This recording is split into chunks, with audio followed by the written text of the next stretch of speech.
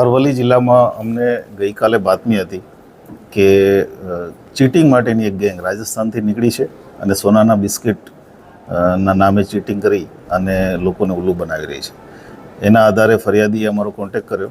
ફરિયાદીના કોન્ટેક્ટના આધારે અમે તાત્કાલિક ફરિયાદ દાખલ કરી. બનાવ એવો હતો કે રાજસ્થાનમાં જયપુરની આસપાસ ખુશબુદ્દીન અને મોહસિન, રાકેશ એમ કરીને કુલ 4 આરોપીઓ પોતાને ત્યાં ખેતરમાંથી સોનાના બિસ્કિટ મળ્યા છે અને અડધા ભાવે વેચવાના છે. એના આધારે ડાયરેક્ટ ગુજરાતના વેપારીઓને, સારા સારા લોકોને કોન્ટેક્ટ કરતા હતા અને કોન્ટેક્ટ કર્યા પછી એ જ્યારે વ્યક્તિ ત્યાં જાય ત્યારે એમને ટેસ્ટિંગ માટે અમુક પ્રકારના નાના નાના બિસ્કિટ આપતા હતા જે સાચા હતા.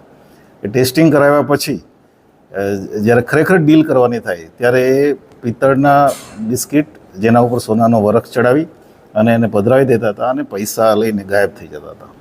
આ પ્રકારની બાતમીના આધારે ગઈકાલે અમે વોચ ગોઠવી અને આ જે ટોળકી છે એ એમની હેરિયર ગાડી લઈ અને ધનસુરાના વિસ્તારમાંથી રિટર્ન થતા હતા ત્યારે શામળાજી ખાતે અમે પકડી લીધા છે.